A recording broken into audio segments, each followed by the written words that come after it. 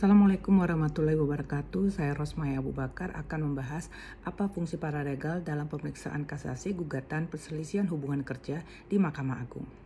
Dalam sesi hari ini kita akan membahas paralegal yang bekerja di bawah pengawasan advokat.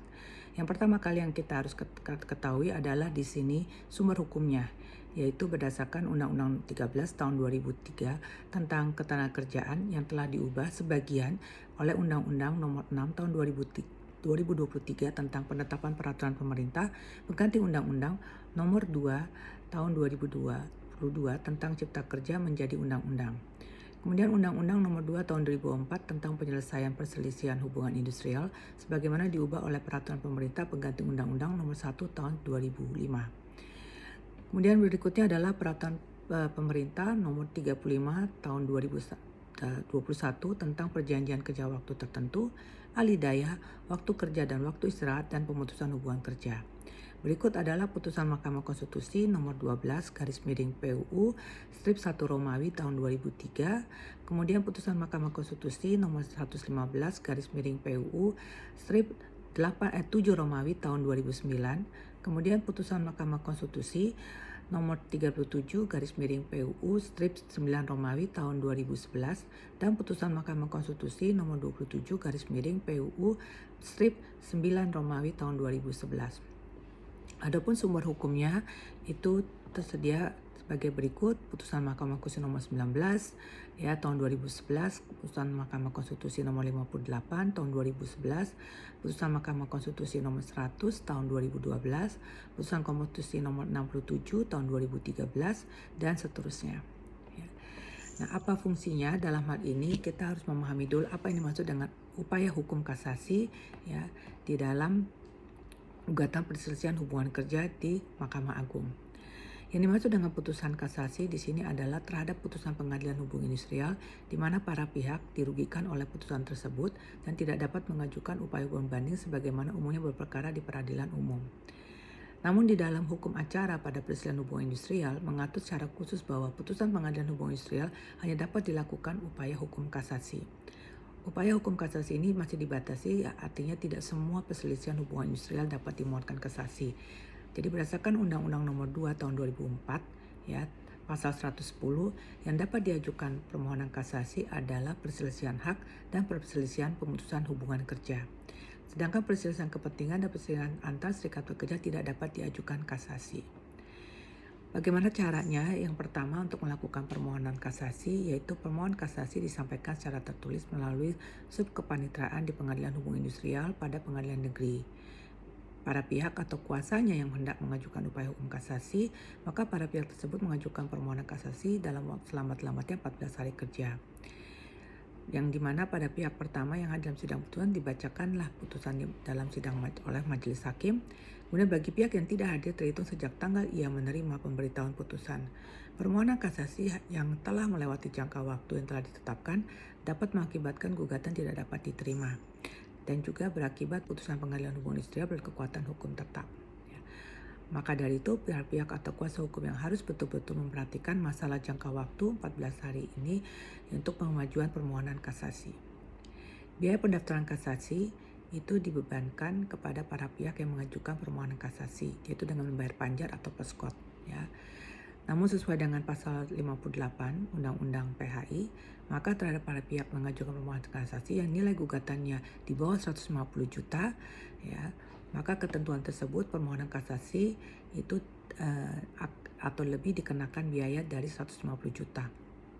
Besarnya biaya tersebut berbeda antara pengadilan negeri yang satu dengan pengadilan negeri yang lain karena setiap pengadilan negeri dapat mengatur sendiri soal besar biayanya perkara melalui penetapan ketua pengadilan negeri. Ini berdasarkan pasal 121 ayat 4 HIR, pasal 145 ayat 4 RPG. Ya. Alasan kasasi ya, pertama di sini setelah pemohon mengajukan permohonan kasasi secara lisan atau tertulis, maka yang harus dilakukan permohonan adalah membuat memori kasasi yang memuat keberatan-keberatan atau alasan-alasan diajukan kasasi.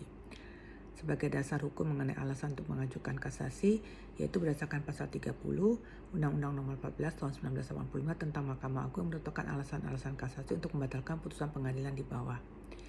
Yang tidak berwenang atau melalui batasan wewenang dalam hal ini adalah dalam sengketa persepuluhan yang menyangkut kewenangan mengadili dari PHI, baik menyangkut kompetensi absolut maupun yang kompetensi relatif.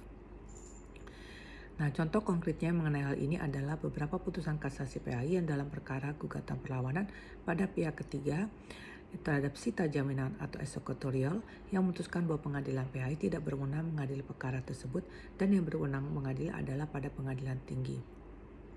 Yang dimaksud dengan melampaui atau melanggar batas wewenang adalah berkenaan dengan mengabulkannya sesuatu yang tidak dituntut atau melebihi yang dituntut.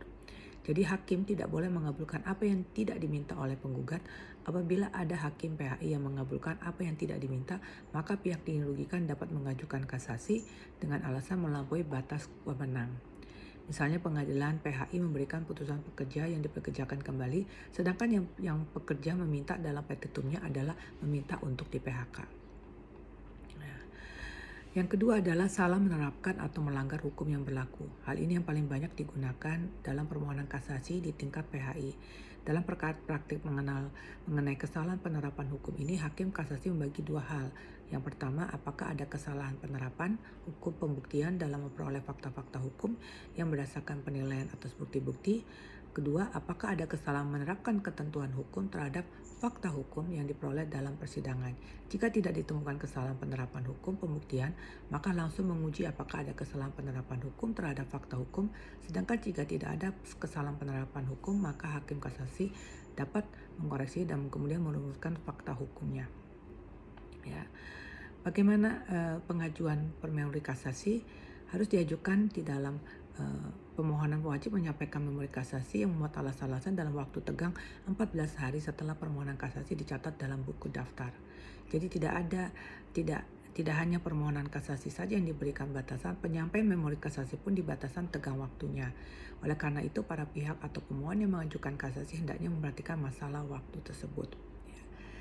Pengajuan memori kasasi ini mengenai tegang waktu harus benar-benar diperhatikan apabila pihak atau kuasa hendak mengajukan memori kasasi. Setelah memori kasasi diterima oleh panitera pengadilan hubungan industrial, maka yang memutuskan pengadilan, maka panitera tersebut menyampaikan salinan memori kasasi kepada pihak lawan dalam waktu 30 hari. Kemudian atas permohonan kasasi tersebut, maka pihak lawan atau termohon kasasi berhak mengajukan jawaban memori kasasi. Jawaban atas memori kasasi juga disebut kontra memori kasasi dan harus disampaikan dalam tegang waktu 14 hari sejak tanggal diterimanya salinan memori kasasi. Nah, bagaimana peranan daripada paralegal dalam pemeriksaan kasasi gugatan perselisihan hubungan kerja di Mahkamah Agung? Pertama, di sini paralegal melakukan penelitian hukum terkait perselisihan hubungan kerja yang akan diajukan ke Mahkamah Agung. Paralegal mengumpulkan informasi, mengidentifikasi presiden, dan membantu pengacara dalam mempersiapkan argumentasi. Kedua, paralegal bertanggung jawab untuk mengelola dokumen-dokumen terkait. Ya, ini melibatkan pengarsipkan, memastikan semua bukti dan dokumen relevan tersedia, dan memastikan kepastian terhadap prosedur hukum. Ketiga, paralegal berkomunikasi dengan klien dan pengacara untuk mengumpulkan informasi, menjadwalkan pertemuan, dan memastikan semua pihak terlibat dalam prosesi kasasi. Keempat, paralegal memantau perkembangan kasus termasuk tanggal sidang, pengajuan berkas dan putusan, dan juga membantu dalam mengatur jadwal sidang.